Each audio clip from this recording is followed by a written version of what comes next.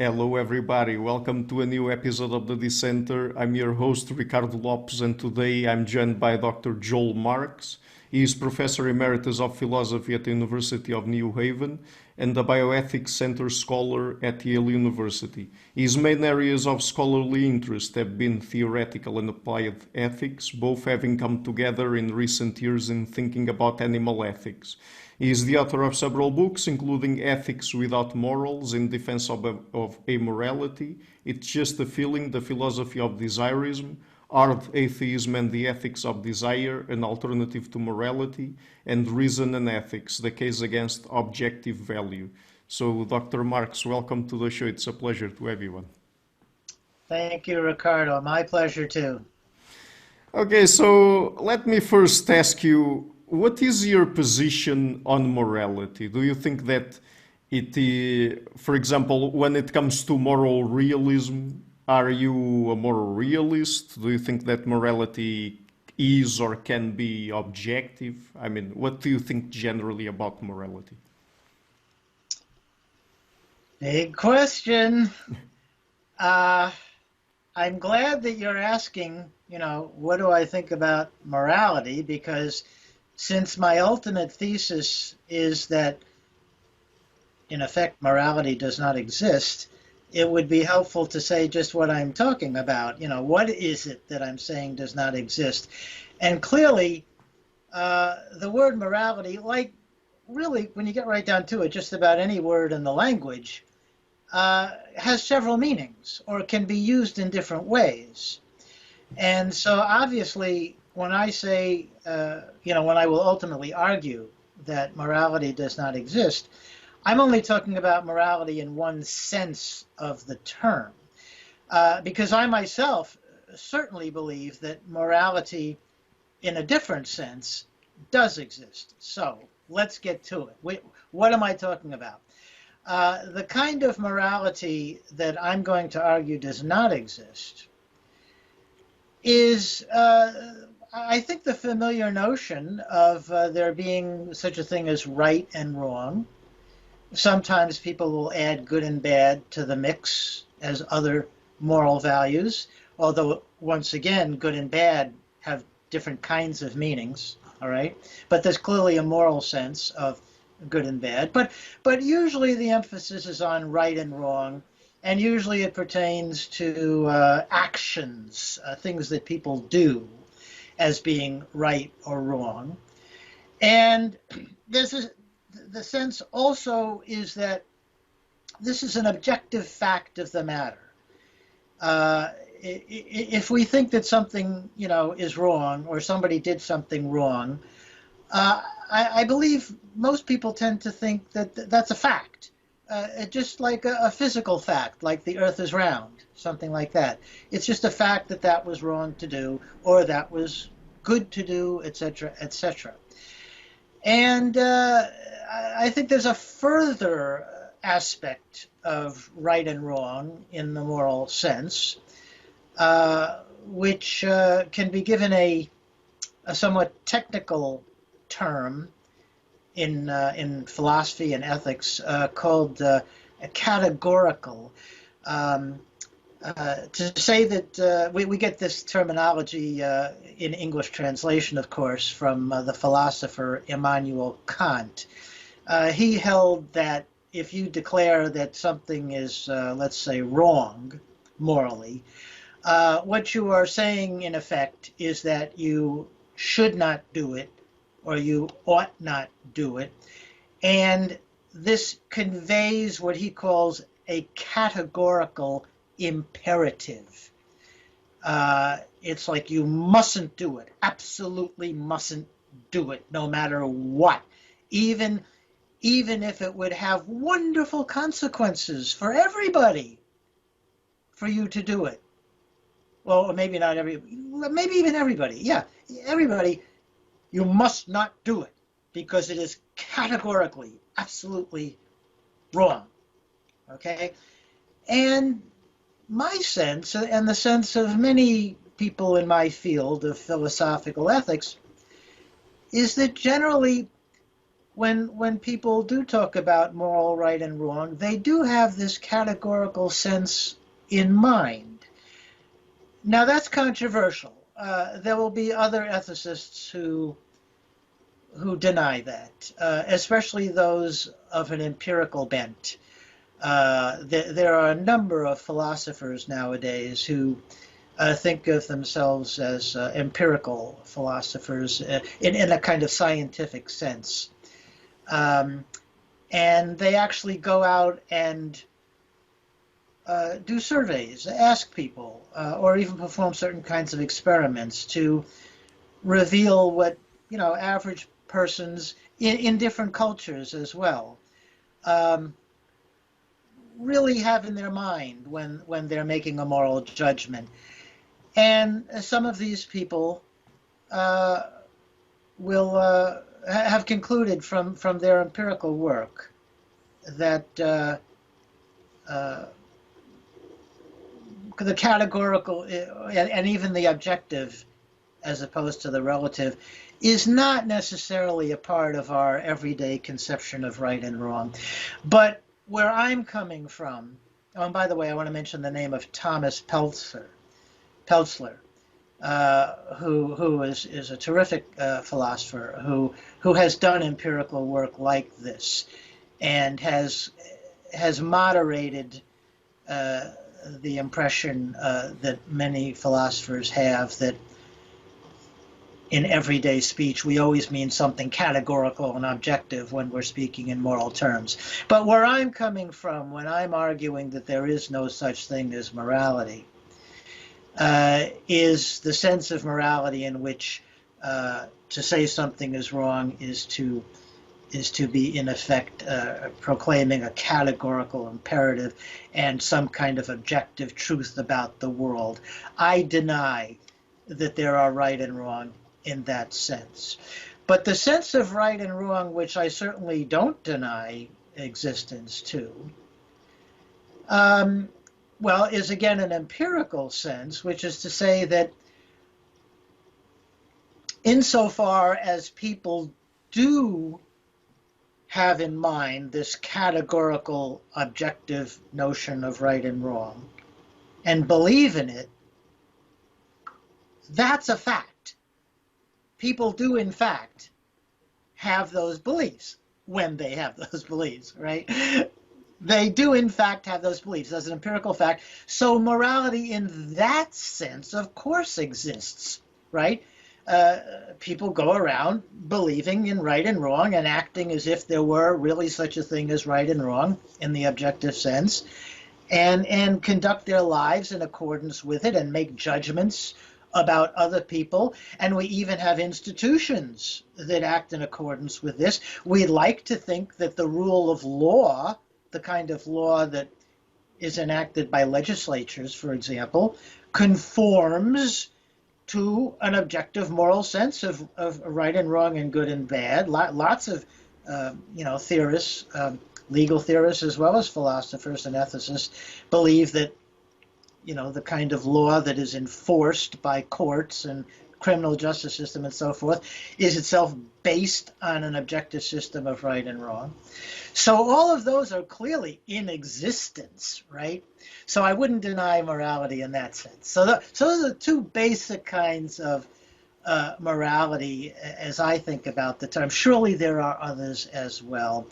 And just to have a convenient way of distinguishing the two when it's not obvious from the context of the discussion, I refer to the one kind of morality as metaphysical morality and the other kind of morality is empirical morality. So of course I think empirical morality exists and metaphysical morality I think is just a myth. Mm-hmm. So there are no moral truths out there to uncover. Right. That's what I believe, yes. Mm-hmm. Now, I certainly for most of my life and career did not believe that. And another wrinkle I'll add is that I think it's quite possible that we have this moral sense built into us It could be, as we say, hardwired, perhaps even by biological evolution. Just the way some people say there are no atheists in foxholes. It's conceivable that there are no amoralists in foxholes either, or no amoralists. An amoralist would be somebody who thinks there's no morality, as I'm using the term. There may be no amoralists on the barricades, because I myself, even though theoretically, philosophically convinced that there's no such thing as morality, I am perfectly capable of reacting with moral outrage to all sorts of things. But the way I deal with this now, and most people would think this is just crazy, just bizarre. I try to suppress that reaction. I don't really respect it anymore. And so I draw an analogy to illusions. In fact, I think it's a literal illusion. Literally, I think our feelings about morality are illusions. But I would draw an analogy to make it clear to other people what I'm talking about, to visual illusions, like this cube behind me. This is called a Necker cube. I guess after somebody named Necker in psychology or something. I don't know the exact history of the terminology there, but you can see it's an outline of a cube. And if you look at it in a certain way, you can get it to, as it were, reverse, so that what at first might have appeared to be the back of the cube will now appear to be the front of the cube, and vice versa. And it's a very popular, common visual illusion in psychology laboratories and so forth. It's a real favorite of mine for other reasons, which I'd have to go into in a completely different discussion with you. But using that as an analogy, I think that there's no way that we can get rid of visual illusions. We're always going to be capable of visual illusions like that. We can always be fooled by them. Somebody could look at that. Well, the two-dimensional Necker cube is ambiguous. So it's really not the best example of the point I want to make. The point I want to make would be, because that one, there is no correct way to view it. But take an illusion like the Muller-Lire illusion, where you have two straight lines parallel to each other, and at the ends there are arrows which going in opposite directions. I think most people would be familiar with this illusion. And so there is a fact of the matter here. There's a fact of the matter that the two straight lines are of identical length. They're the same exact length in physical reality. But anybody looking at the Muller-Lire illusion, because of the different way the arrows are oriented at the two ends of the two lines, will irresistibly see the lines as unequal in length. One will appear longer than the other. One will appear shorter than the other. And so what I'm suggesting about metaphysical morality is that it could very well be that we'll never be able to get rid of the illusion. Just as anybody, even when you know the two lines in the Muller-Lire illusion are the same length, you're still going to see it as the lines as of unequal length. And so even though I know when I'm looking at something that arouses in me moral outrage, and I know, or at least believe, that it's an illusion, I'm still going to feel it. I'm still going to feel it. So, I mean, contrasting morality with amorality, could you tell us a little bit about what would you think would be some of the negative features associated generally with morality? Right. Okay. Let me make a prefatory remark to that. And then you might have to remind me what the question was. Yeah. We began, or I chose to answer your question in such a way that we were talking about the existence of morality, which is to say metaphysical, what I call metaphysical morality. And I deny the existence of it. So it's a metaphysical question, simply meaning, does this thing exist or not? Okay. But there's another way to think about the distinction between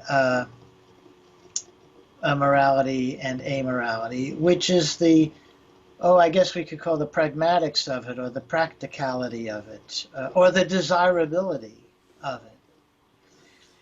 And here the discussion is shifting over to what I had called empirical morality, the actual belief in morality, the practices of morality, institutions based on it, like law, government even, all right? And so I really am ultimately defending two quite distinct theses. One is that metaphysical morality does not exist. But the other is that the belief in metaphysical morality, which is to say empirical morality, has consequences that I don't like. Okay, and that's basically my question. What are those consequences? Right, but the people listening to us have to understand that these are two quite distinct issues.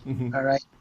And another qualification is, notice I said that I don't like. Well, who cares what Joel Marx likes or doesn't like, right?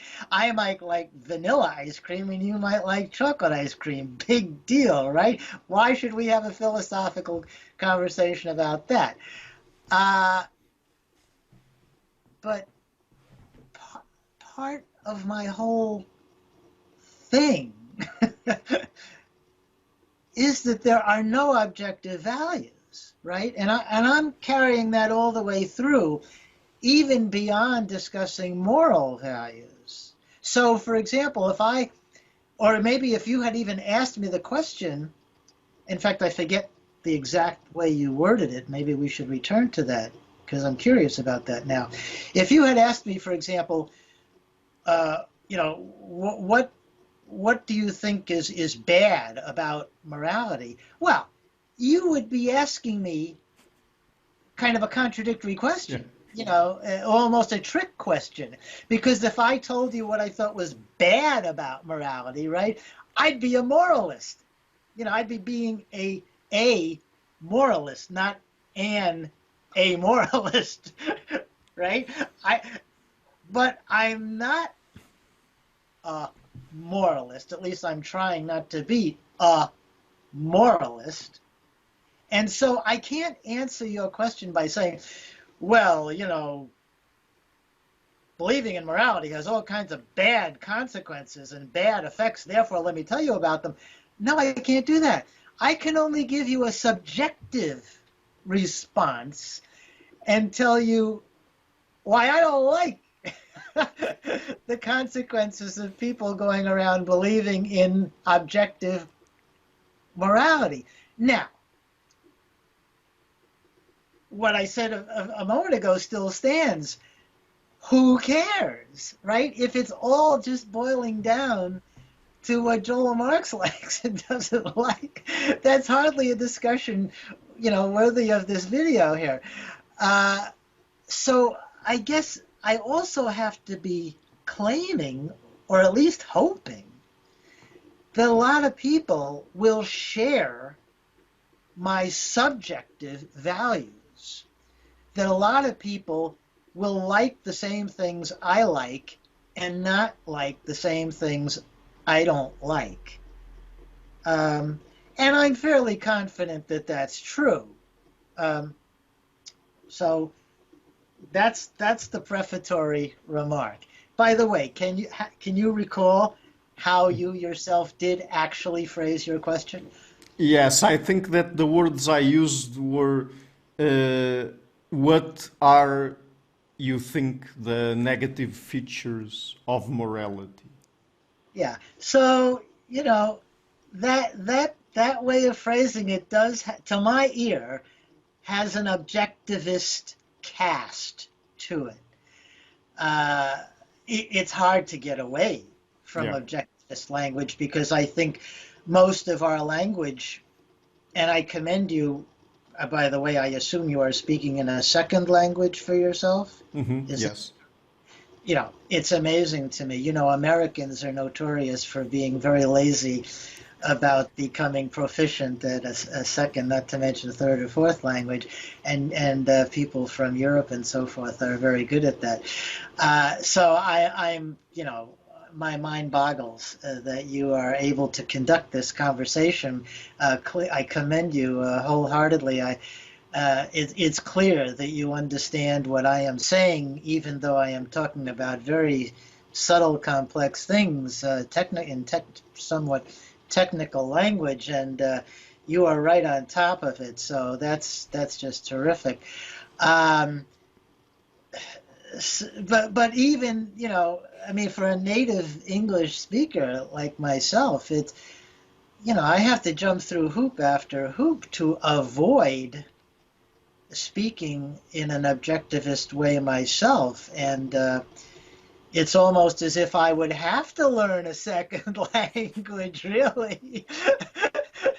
I have to invent a second language to speak in the truly amoral way. And on the other hand, I don't want to make it seem too difficult for people out there, because after all, I'm trying to make converts, right? And I think, in fact, it actually did surprise me how easy it did become eventually for me to speak in an almost thoroughly amoral way. But it was still the case that most people hearing me, wouldn't be picking up that I'm not speaking objectively. They would still kind of hear me as speaking objectively because that's what they're used to hearing people say and mean. And on and on. Okay, so would you like me to answer your question? Yes, please. All right, what don't I like about morality? Let me count the ways. In no particular order, all right, because this is off the top of my head now. Well, I think in most cases the actual empirical practice of morality and the kinds of attitudes it instills in our heads are very arrogant. Now, again, remember, I can't say, oh, arrogance is bad, right? But I don't like it. I don't like arrogance. And I imagine a lot of people don't like arrogance. And if people became aware that they themselves were being arrogant when they're being moralistic, that might give them pause and might make them want to stop being moralistic. Oh, excuse me, I have to make another clarification here. I just used the word moralistic, okay? Now, certainly in English, we can distinguish between being moral and being moralistic. And this is another trap that an amoralist like myself has to avoid falling into, to fail to recognize that there is that distinction. some people would say the things that I find in your term negative about morality are not negatives about morality. They're negatives about being moralistic. So somebody who is moralistic, yeah, is arrogant. You know, they go around saying, hey, that's wrong, that's right, you know, and they're like telling you what to do, and they're judging you all the time, and they think they're always right, you know, and, you know, they're stuck up. They're arrogant. And they're annoying, they're obnoxious, and all that kind of thing, all right? And so a very common criticism of the kind of amoralism that I defend, and by the way, I'm not the only philosopher who does that, as you know. Richard Garner was another terrific example of this, but there are several. Maybe we'll talk about others. The criticism would be, you know, you're just criticizing people being moralistic. But morality, right and wrong, that's a totally different thing. It's perfectly possible to be moral, you know, in a good sense, where you're not arrogant at all. Okay, so I have to be very cognizant of that kind of objection when I'm telling you what I think is what I don't like about morality. So how can I make the case that it's not just being moralistic that's arrogant, but just plain old moral? Being moral is arrogant. What's going on there? Well, now here again, I'd have to say these are largely empirical questions, and philosophers, at least without being the scientific variety of philosopher, are not necessarily in the best position to make these empirical judgments. I will say as an aside that having certainly looked at a great deal of empirical philosophy, I'm far from convinced that that kind of philosophizing, where you're actually doing scientific work, I'm far from convinced that they do a better job of it than the so-called armchair philosopher who just, you know, thinks about it, okay, based on you know, experience and based on a lot of reading and study and so forth, okay. But nonetheless, I certainly grant that most of my argument has to have an empirical basis. It's a matter of facts, what I'm saying, and I could be mistaken about these facts. And I just don't know if humanity as a whole will ever be able to determine what the relevant facts are, because they're so difficult to determine. And that's a very important methodological issue, which we might want to get back to at some point if you want to make a note to ask about it later, or maybe you already have. Because that bears on everything we're talking about and everything I think philosophers ever do. But my case for the arrogance of just garden variety plain old morality, even when people are, you know, sincerely trying to be objective and impartial and even put their own interests aside, you know, and think of the other person exclusively, even when they're doing that, I have the distinct feeling, based on introspection, based on observing other people, and so forth and so forth and so forth, that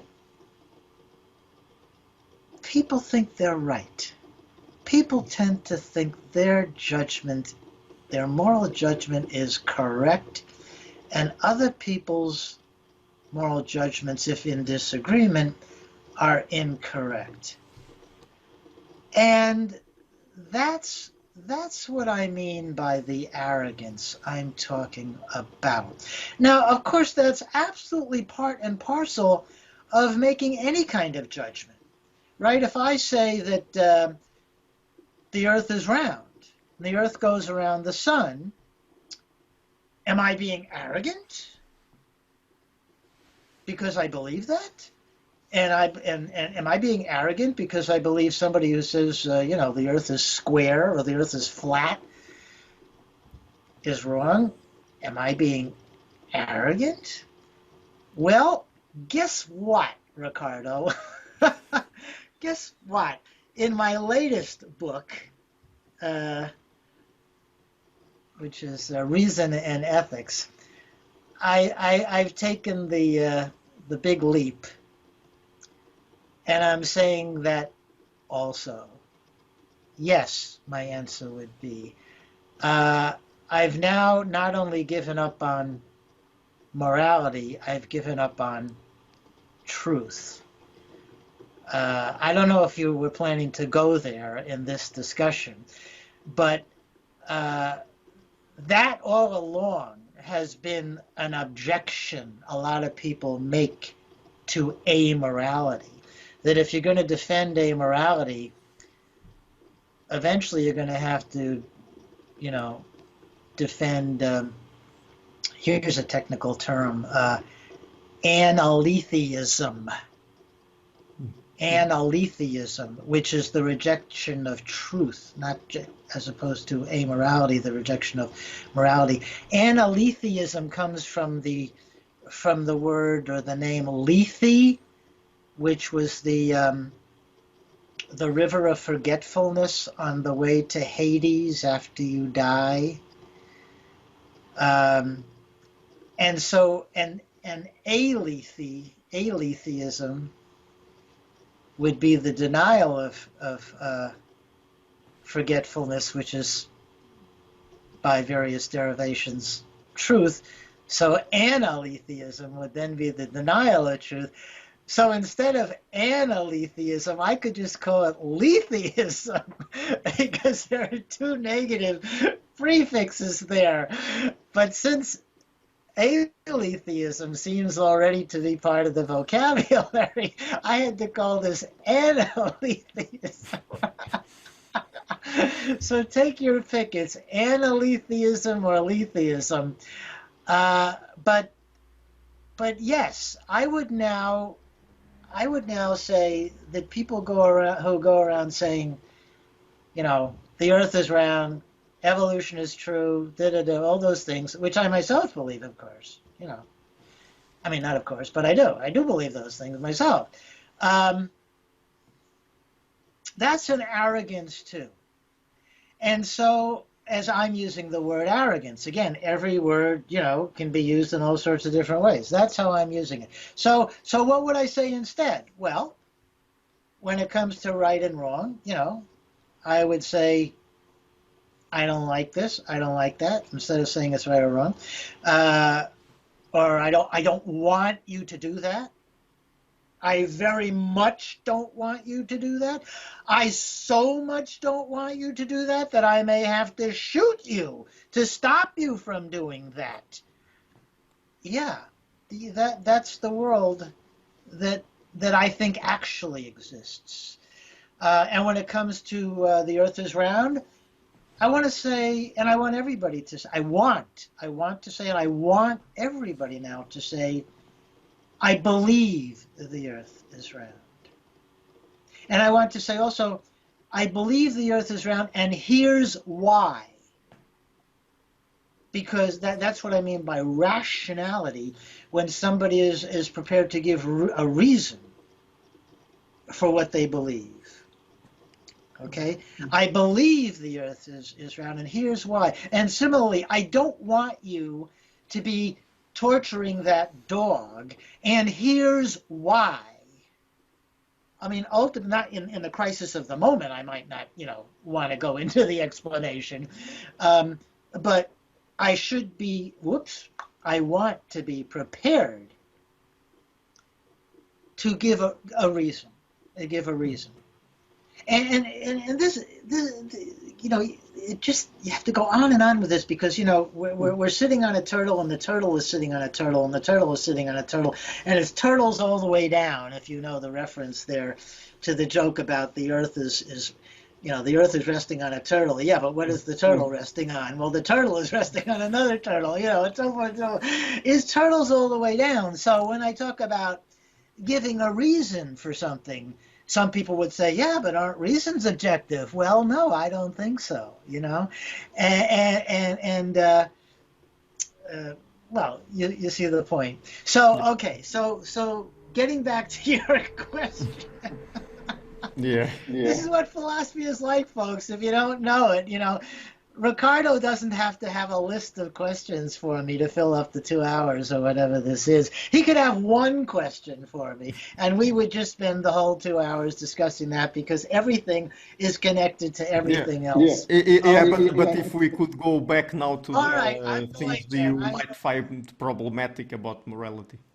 All right, but have I even just told you yet have I said enough about arrogance yet as a negative feature of morality, or do you want me to say more about that? No, I think it was clear enough. Yeah. So, what are the other things there? Okay. Well, I think it's, of course, I think it's the belief in morality is false, right? And I don't. I mean, I believe it is false, and I don't. And again, of course, this is why it becomes infinitely complicated. Turtles, because in saying I believe it's false, well, but remember, I can no longer say something is false. I don't want people going around saying things are true and false. So if I'm to be completely consistent, what I want to say is, well, I don't believe it, and I don't want people believing it. I don't want people believing it. But to speak in the objectivist language that most people are familiar with, I would just say, well, I think the belief is false. Insofar as somebody believes there's such a thing as truth and falsity, I would say, well, this falls into the category of false.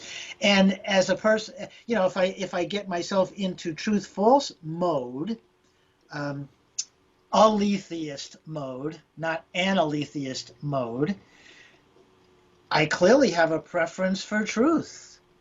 I don't want people going around believing falsehoods. All right. I find that intrinsically something I don't like. And I also feel that instrumentally it is something I don't like, because I think people going around believing falsehoods leads to all sorts of other things I don't like. Just look what's happening in America right now, and in various versions in every country probably. But in America now, a huge chunk of the population of my country now believes complete political falsehoods. That's to say things that I believe, completely believe.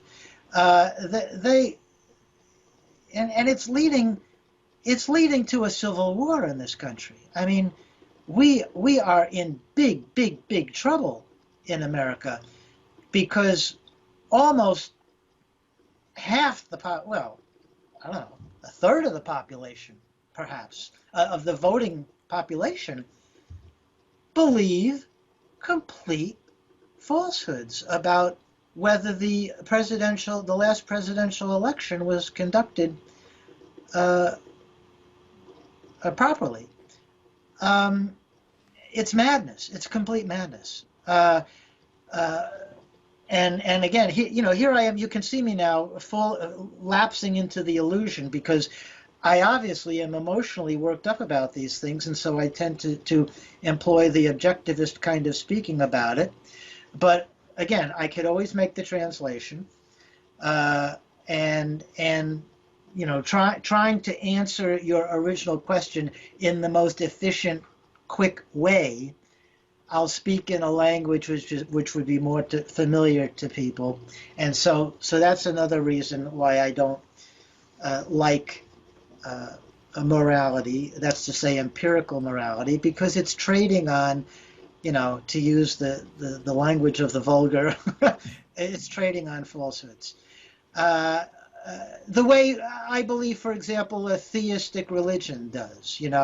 I have the same kind of objection to people believe in a very literal-minded way about the God, because it offends me that there is this rampant false believing going on in the world, and I think it has disastrous consequences. in the real world. Millions and millions and millions of people have been killed and tortured because of the belief in a literal God. I think analogous harms have come to the world from believing in the objective reality of morality. So that's reason number two. Another reason is, well, I just think it's silly. Morality is silly when you get right down to it. Again, the way I think so much literal-minded religion is just silly. It's just absurd, the things that people believe. Again, that sounds like an objective judgment, and, you know, my feelings get worked up about it in an objectivist fashion. But if I'm just going to be a calm philosopher about it and trying to be rational, and by the way, rationality is another thing that a lot of people consider to be objectivist. Again, I have to work out the details of how that can be understood non-objectivistically.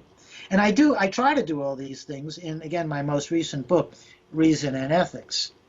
It takes, you know, hundreds of pages to spell it out. I try to speak in everyday language, as we are, I hope, speaking now, but it takes longer than the amount of time we're going to have in this video session to do that in the proper way.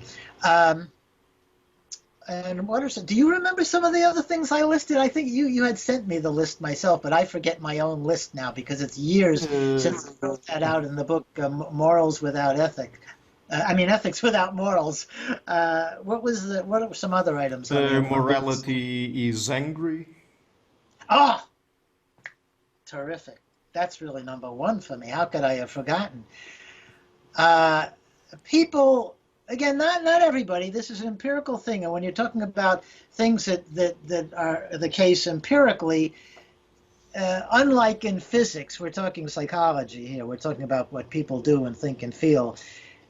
You're not going to get universal, absolute laws of psychology the way you can, presumably, of physics. So just by and large, I am claiming, people who make judgments of right and wrong, good and bad in the moral way, and not just in the moralistic way, but in the moral way, tend to get angry. We have outrage, contempt, holding someone in disdain. What are some? Just loads of negative moral terms that partake of a kind of anger. In fact, I've come to the conclusion. Again, I can't prove this the way a scientific psychologist could, and again, I don't really believe they can prove these things either one way or the other, but I don't think anybody can. But my hunch, my empirical hunch, is that all anger is moralist. So even if I get angry about something that on the face of it has nothing to do with a judgment of right and wrong, my sense is that if you analyzed that particular situation, you would uncover that in the mind of the person being angry, there's the thought that somebody just did something morally wrong or morally bad. What's something else on the list? And I don't like anger. I would love to have a world in which there was no anger whatsoever. And Martha Nussbaum, even, I was delighted to see the philosopher Martha Nussbaum in recent times has come to a similar conclusion, although she is not an amoralist, she is a moralist. But even on moralist grounds, she has come to this conclusion, which is very controversial. And I would say Martha Nussbaum is quite courageous to have gone with her convictions here, because there are certainly many feminist philosophers who think their righteous anger against sexism and so forth is quite justified morally. So for Martha Nussbaum, who, I certainly would, not to throw around labels and everything, but who would, I assume, would number herself among feminists in some sense of that term, is quite courageous to take on the angry feminists, but I'm just saying, no, I personally, and again, I don't like the way she's doing it, right? In effect, she's saying it's wrong or it's bad, right? But I'm certainly in agreement with her that I don't like it. And you know what? Another of my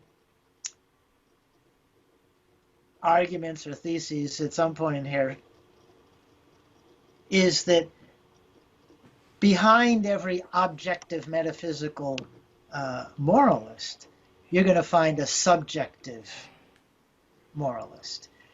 In other words, I think that what's really driving people to be moralist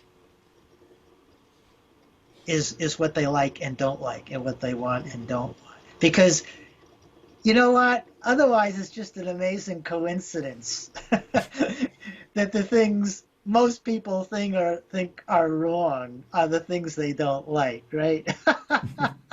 I don't think it's a coincidence. I think the tail wagging the dog here, is that they don't like these things, like people who don't like homosexuality, who think homosexuality is a great sin and wrong, I think they just don't like it. I think that's what's going on. And so, but if it was just they don't like it, vanilla ice cream, chocolate ice cream, well, live and let live. What's the problem, right? So they have to give it an objective significance. I'm not saying this is a conscious process by any means, but it's there somewhere, I would claim. And so by claiming, no, it's not just that I don't like it, it's wrong, well, then they can go out there and try to outlaw it and, well, kill the people they don't like, depending on which society is or what era we're talking about and all that. So this anger, I think, is really fueling morality a great deal. And I just don't like anger, period. I think it'd be a much better world without it. And of course, the standard objection would be, look, a lot of great things have happened in the world because of anger. If people didn't get angry about slavery, if people didn't get angry about sexism, et cetera, et cetera, et cetera, we'd still have all those things more than we still do. Yeah, that's a powerful argument, but it ignores that there's a counterfactual problem here, which is to say, we still have to consider what it would have been like otherwise. Yes, we do have examples where cause and effect. There was anger, moral righteousness, moral outrage was the cause. Effect seems to have been something good, liberation, etc., etc. But we don't, in those cases, know if it might have been better had the campaign been conducted without anger, with a different kind of motivation, a subjective, but it's still powerful. For example, the example I love to give is when Martin Luther King Jr. said, "I have a dream." I have a dream, his famous "I have a dream" speech. Well, think about that. I have a dream. That to my ear is a completely subjective statement. He's saying, this is the world I want. I wish, I pray would exist.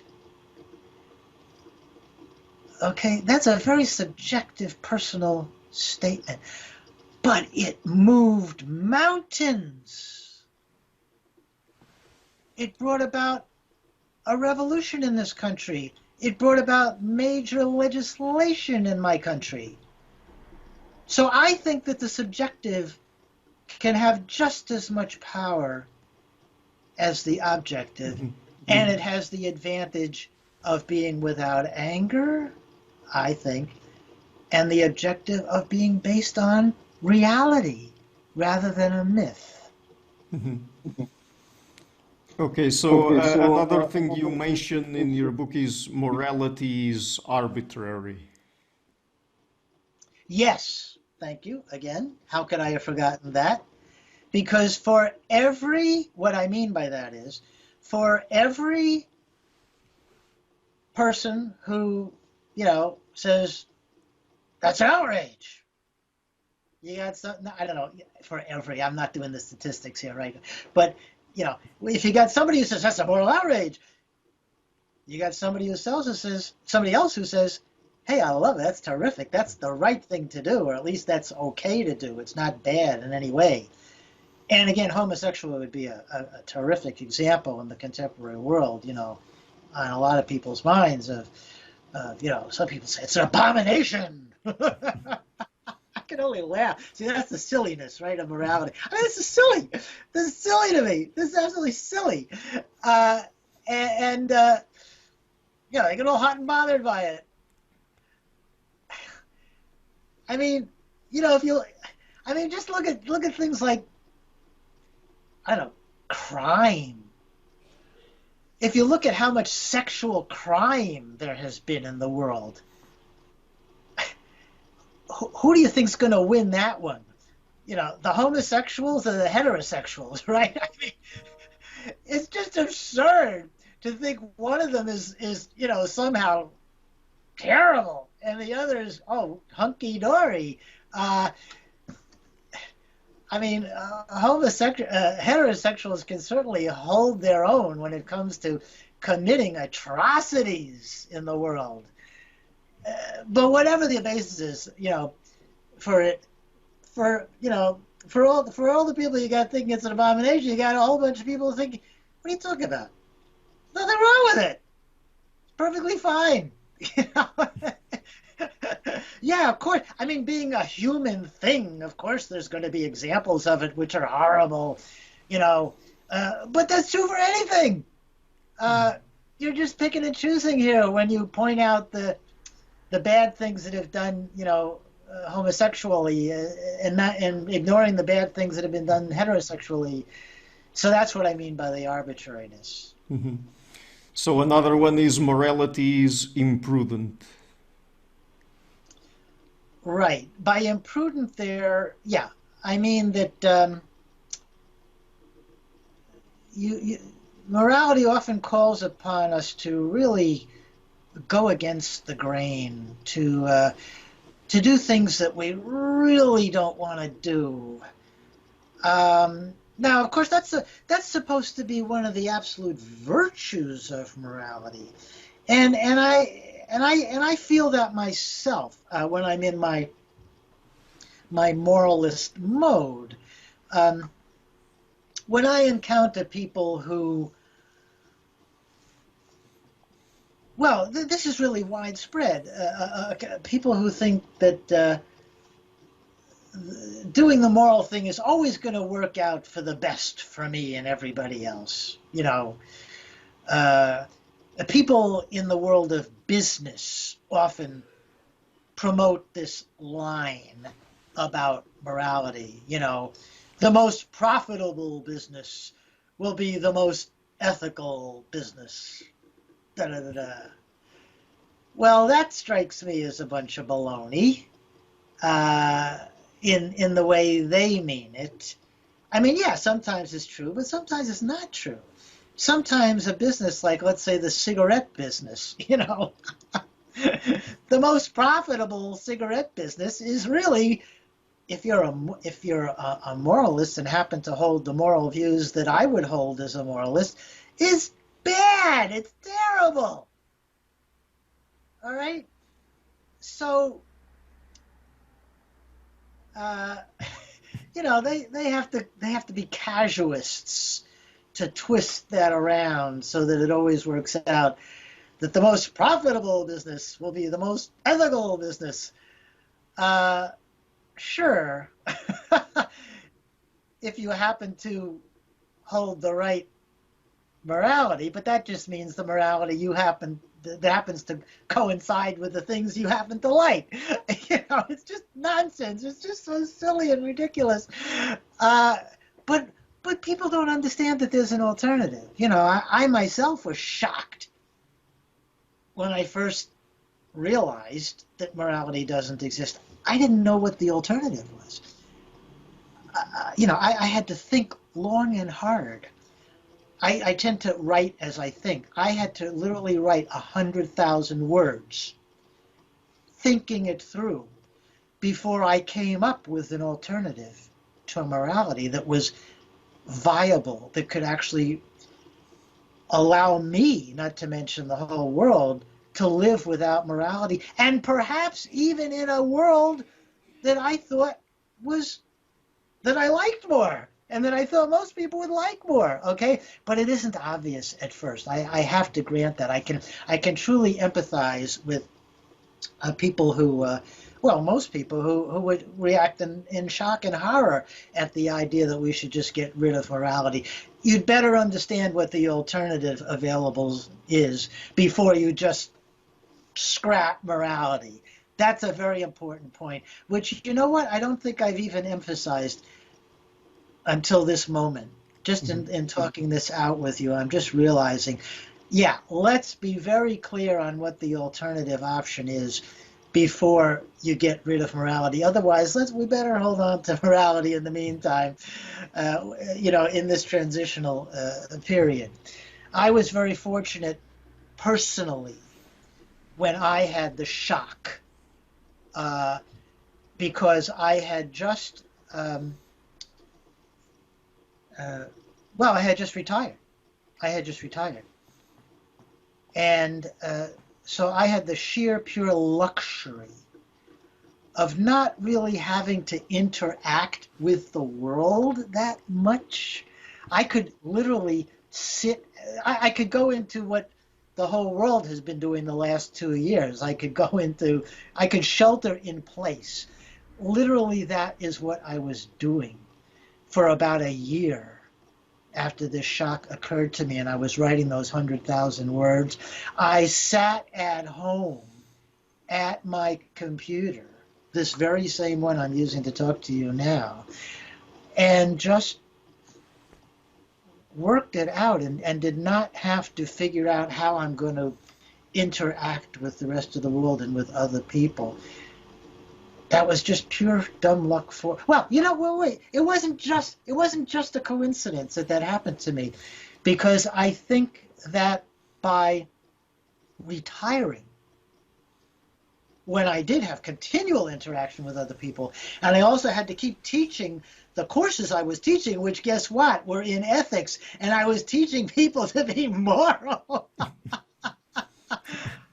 I don't think I could have had my breakthrough if I hadn't gotten away from that. It was that suddenly I was retired, and suddenly my mind was permitted to simply expand. I didn't have to continue to just keep doing what I had been doing, you see. And I was able to read broadly and interact with philosophers all over the world, thanks to the internet and so forth. And that's what enabled me to have this breakthrough. Most people do not have any kind of opportunity like that. And so if I have any kind of serious intention to spread the word, I have to do things like this interview, which I thank you so much for giving me the opportunity to have.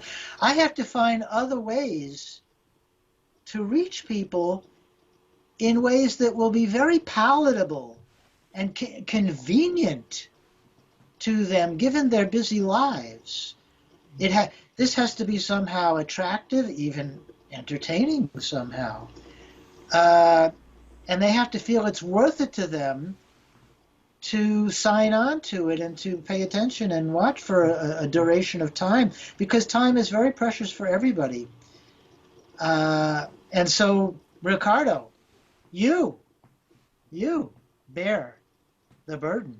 I won't call it a moral burden, but if you, and I know clearly that you do, wish to promote critical thinking, philosophy, and so forth, and probably your own agenda, whatever it happens to be, the kind of world you want to bring into existence, if this is your means of making that happen, then of course it becomes up to you to make that happen and to somehow promote your program here, the Dissenter, which I assume you are doing, and reaching out in all kinds of different ways and coming up, to do it more professionally and so forth and so forth and so forth. Have I veered from your question? No, I mean, it's just that I'm starting to get a little bit worried about the time. So let me get into. I think I'm covering everything that you wanted to cover subsequently. Yeah, but let me get to another topic now. So Okay. We were talking about morality and amorality. Could you tell us about desirism? Ah, yes.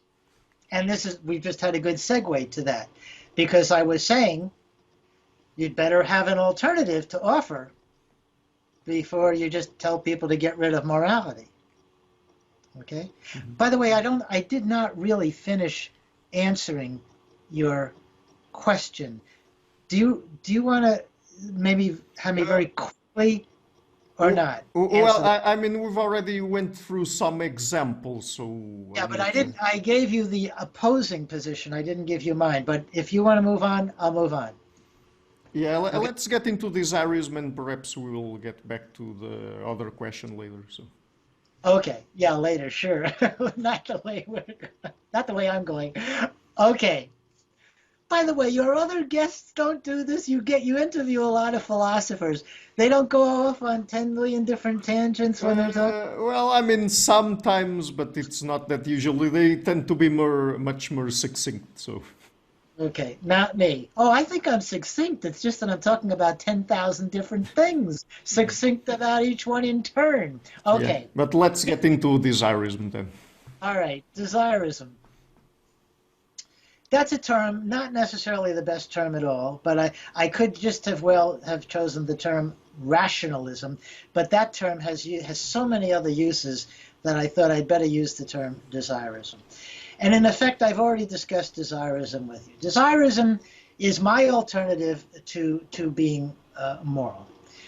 It's the recommendation that we speak not in terms of right and wrong, good and bad, and so forth, but instead in terms of what I want, meaning any one of you can say I, or a group, what we, the group, want, or even we, the country, whatever. But it's subjective in the sense of it's not meant to be an absolute truth that applies to everybody. That, in objectivism, things are true even if nobody believes them, right? The earth is round is true even if everybody thinks it's flat, right? That's objectivism. I'm rejecting all of that, okay? So I'm saying I recommend that everybody speak, but also think and feel and have the actual psychological attitude and that's much more important than speaking, because language is infinitely malleable. You can mean anything by anything you say.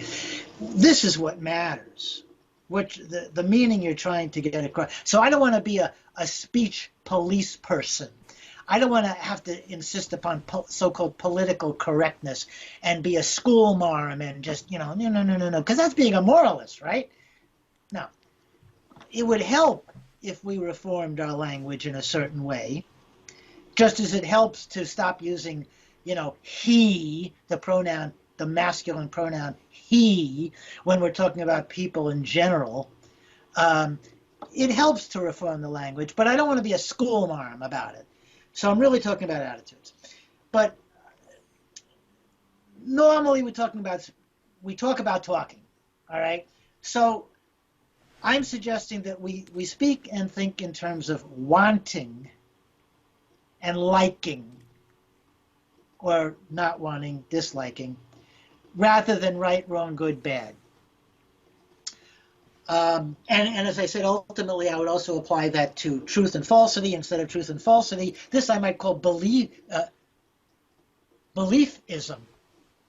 instead of desire. Beliefism would be the view that, the recommendation, that instead of talking about true and false, you say, I believe this, I disbelieve that, and so forth and so on. All right. But let's stick with morality and desirism. And that's it. It's very simple. Okay. I don't know. Anything more to say about it? Yeah, but I mean, since you've also been interested in animal ethics, how would something like desirism apply to it? Okay, great example. It's an example that had tremendous influence on me because just by coincidence, although again, I'm not clear that this was just a coincidence. I can see some causal connections here. At just about the same time I became an amoralist, I had become an animal ethicist. An animal ethicist is somebody who, well, as we normally think about it, is somebody who thinks about the moral rights and wrongs of our treatment of other animals, non-human animals.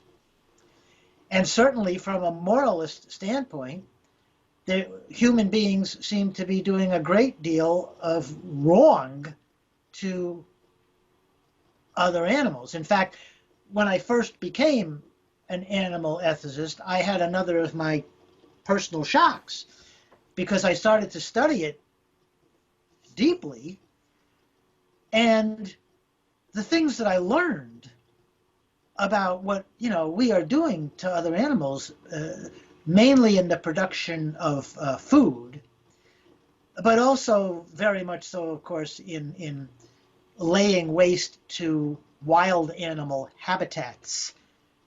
But the original focus was on so-called domestic animals, animals that we raise and kill to eat, and also another area, animals that we domesticate in order to perform biomedical experimentation on them. But chiefly the eating of other animals was what I was learning all about at that time. Tens of billions of other animals are being tortured, confined, slaughtered at a young age every year by us. It is an atrocity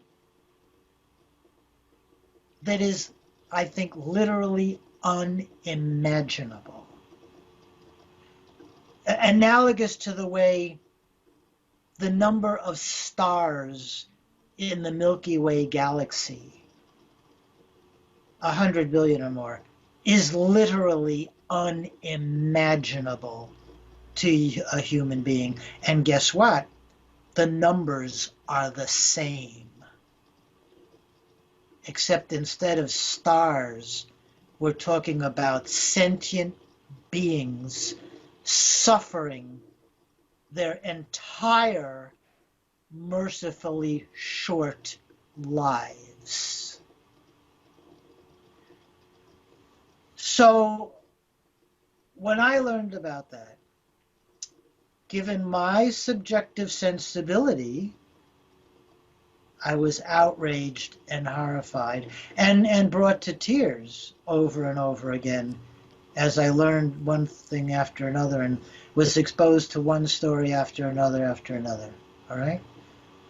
So I immediately, began my crusade, my moralistic crusade, using a moralistic term and a religious term there, throwing them together. And then what happens? I have my so-called anti-epiphany, and I discover that morality does not exist. I become convinced that right and wrong don't exist. What? my mind exploded. How then was I supposed to feel about what was being done to other animals? Not to mention, what was I then supposed to do about it? What happens to my crusade, so-called? That was the problem that had me glued to my keyboard and my computer for a year, trying to work this out, make any kind of sense out of this. And the sense I made out of it was things I've touched upon in all of my tangents of the last hour, that really there was no big problem here, theoretically speaking, because all along, what I had thought was my moral response to what was being done to the other animals was in fact my heart, was in fact my subjective sensibility reacting. I was morally outraged because I was distraught, because I cared about living things and couldn't stand it just the way, well, I mean, it's obvious. I don't have to say just the way you might feel about such and such. No, just the way you feel about that thing itself. You know, most of us human beings, this again is an empirical hunch, but I think it's got to be true. Most of us would be horrified to see some animal. Well, see, it depends on the animal too for different human beings. So and it depends on which society too. All right. So I don't know what's going to work for most of the people listening to this video. A dog, I don't know. In some countries they couldn't care less, right? But maybe for most of the people listening to this video, and then that again is the arbitrariness, not only of morality, but of human sensibility. Everything is up for grabs. Everything in the empirical world is a hodgepodge, because there's no God that designed things to be just one certain way, It's all just a hodgepodge. But I'm assuming that most of the people watching this video would be just horrified to see some dog tortured, Okay, so that, and again, not because they thought, oh, that's wrong. No, it would be from the gut. So they don't want it. They don't want that to happen. They don't want such a thing to be happening in the world. That's the basis of Desirism. I think Desirism is completely sufficient unto itself, without need for the moral embroidery to motivate us to do the things that in moral terms most of us would probably think was the right thing to do, and not do the wrong thing. Mm-hmm.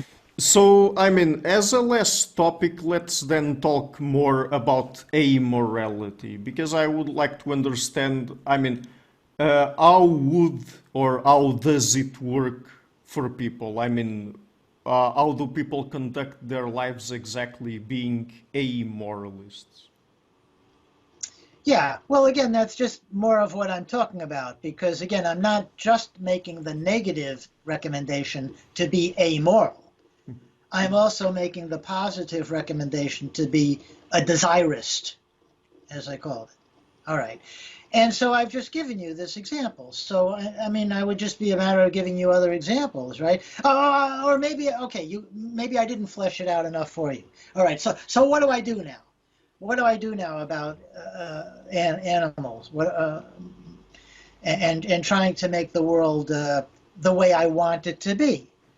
Well, it's obvious. I don't think much changes really when we make the shift from the moral to the amoral if we're desirous, because I still got the same desires, right? So I'm still going to be a vegan, because I don't like what's done to other animals, or even in the production of not only meat but animal products like eggs and dairy. All right, so I'm still going to be a vegan, and I'm going to try to persuade other people to become vegan. Okay, how am I going to do that? How am I going? That maybe is one of the crucial differences, right? If I was a moralist, I might go around saying, "What you're doing is wrong. I want to appeal to your conscience. You're bad people. You're doing something. You're committing an atrocity." Da, da, da, da. Well, you know what happens with most people? They react to that defensively, and they're all going to say, "Hey, I'm a good person. Don't call me, bad. I don't like it." And then they're going to come up with, arguments to support why what they're doing is okay. Well, we're at the top of the food chain, or don't animals eat other animals? So why shouldn't we? And aren't we animals? And come up with, and didn't God tell so-and-so that it was okay to eat animals after we were kicked out of the Garden of Eden? And they'll just get on the defense. You're not going to make any progress converting the world to veganism that way, right? So an amoralist is going to try to be, well, in the first instance, I mean, again, as I said, sometimes you just have to shoot people. And, if I had an opportunity to shoot Hitler, even as an amoralist, I would do it, because I really didn't like what he was doing, Now, I'm not going to go around shooting, all the omnivores, because I'd have to shoot everybody. And I don't want to, because I don't hate. I don't hate, because I'm not a moralist. I don't hate.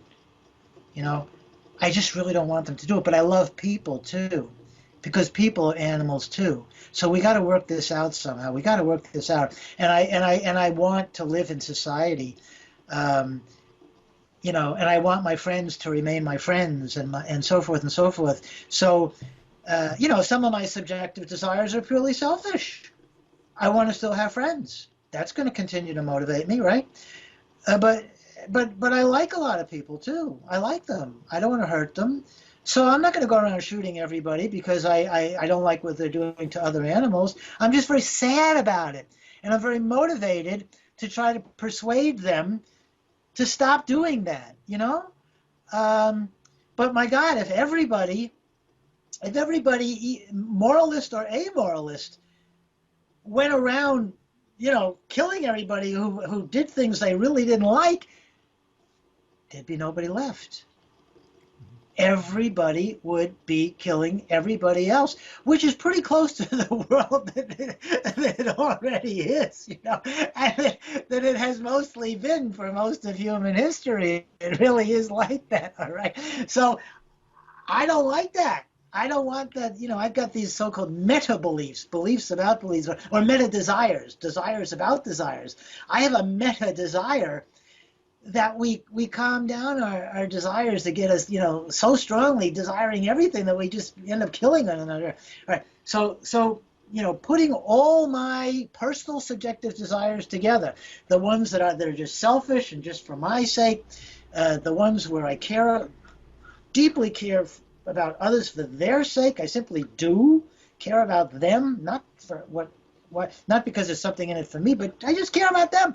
The way you love your baby, your child, just your dog, and all the desires I have. Putting those together, when it comes to animals, other animals, I'm going to just try to appeal to people in a friendly, rational way, appealing to their feelings, their beliefs even, although I would try to steer clear of their moral and religious beliefs because I'd be a hypocrite. Oh, hypocrisy was another of the aspects of morality that I hate, don't like. Because inevitably people who believe in morality are hypocrites. Because inevitably, well, I won't go into it because we're in another question now, but think about it yourself out there in video land. You have to be a hypocrite because you're always going to be doing something that, in saner moments, yourself is, you believe as a moralist is wrong. It's inevitable. But so I'm going to try only to appeal to people's compassion and that beliefs we share about the empirical world, that other animals suffer, for example, when they're in a slaughterhouse, and on and on and on. All right, so just the facts, ma'am, as it were. That's a slogan we have in America because of a TV show called Dragnet that we used to watch decades ago. Just the facts, ma'am. And that's it. That's how to be a desirist amoralist. And I think it's in a way simple, cleaves closer to reality. I'll avoid saying the word true that way. Will lead to less hypocrisy, less anger.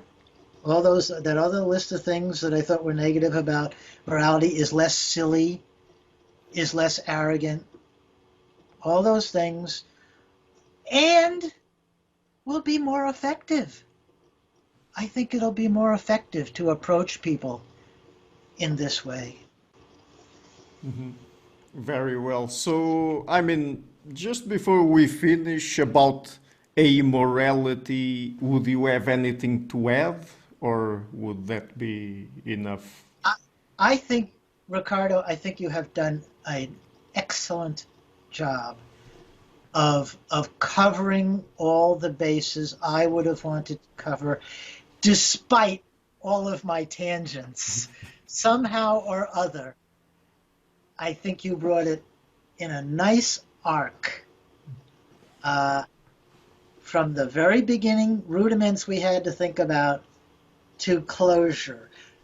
We could, if you wanted, if time, start on certainly the next topic I would discuss, which would be broadening this to everything, truth and falsity, rationality, and so forth and so forth. That kind of discussion could get a little more technical. I've already touched upon it. I don't feel any need to go there in this program. Yeah, and the focus for this episode at least was mostly morality and ethics, so let's leave it there. So just before we go, I mentioned your books, or at least some of them in the introduction. Would you like to mention any places on the internet, for example, where people can find your work? Oh, well, if you folks get Amazon, I don't know how widespread that is, but my books are all there. But do you have any websites or something like that? I've written hundreds, hundreds of articles, chapters, and especially newspaper, magazine columns, and blog posts, and so forth and so forth. And so the best place to find it all, including links to a lot of it, would be my website, which is docsoc.com. Docsoc is short for Dr. Socrates. So docsoc.com, C-O-M. And I don't know if you have to stick a www dot in front of that or whatever, but docsoc.com.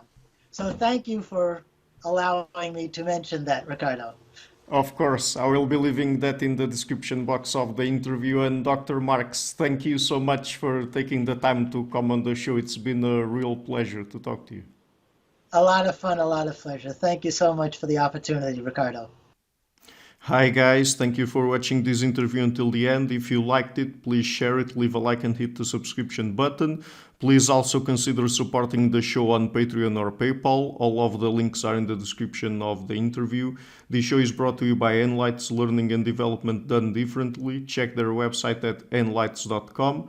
I would also like to give a huge thank you to my main patrons and PayPal supporters, Karen Litzke, Anne Blanchett, Perega Larsen, Lau Guerrero, Francis Ford, Hans Frederick Sunder, Ricardo Vladimiro, Craig Healy, Adam Castle, Olaf Alex, Jonathan Wiesel, Jacob Klinkby, Matthew Whittingbird, Arno Wolf, Wolf, Tim Hollacy, Henry Kalenius, John Connors, Paulina Barron, Philip Forrest Connolly, Jerry Mueller, Herbert Gintis, Bo Weingart, Rebecca Newberger Goldstein, Dan Demetri, Robert Windiger, Rui Inácio, Arthur Coe, Zup, Marco Neves, Colin Holbrook, Bernardo Seixas, Paulo Santurbano, Simon Colombo, Jorge Espinha, Phil Kavanagh, Robert Inguanzo, Michael Stormir, Eric Neumann, Samuel Andreev, Tiago Nunes, Bernard Ugni, Alexander Dunbauer, Fergal Cusson, Evan Bodrenko, Hal Herzog, Don Ross, Jonathan Librant, Oslam Bullitt, Nathan Nguyen, Stanton T, Samuel Correa, Eric Hines, Mark Smith, J.W., João Eira, Tom Hummel, David Sloan Wilson, Yacila Dez Araújo, Eden Solon, Romain Roach, Dmitry Grigoriev, Diego Londonio Correa, Tom Roth, Yannick Punter, Adana Rusmani, Charlotte Bliss, Nicole Barbaro, Adam Hunt, Pavel Ostazewski, Nelek Bach, Catherine and Patrick Tobin, Al Ortiz, Guy Madison, Gary G. Hellman, João Linhares, Lida Cosmidi, Saima Afzal, Adrian Yegi, Nick Golden, Paulo Tolentino, João Barbosa, Jules Price, Edward Hall, Edin Bronner, Franca Bortolotti, Gabriel Pontes Cortez, Ursula Litske, Denise Cook, Scott, and Zachary Fish. My producers, Isar Webb, Jim Frank, Lucas Tafinia, Kian Gilligan, Luís Caetano, Tom Vanagdam, Curtis Dixon, João Linhares, Benedict Mueller, Vega Guidi, Sardas France, Thomas Trumbull, and Nuno Welder. And my executive producers, Michel Rugieski, Rosie, James Pratt, Matthew Lavender, Sergio Quadriano, and Bogdan Kanivets. Thank you for all.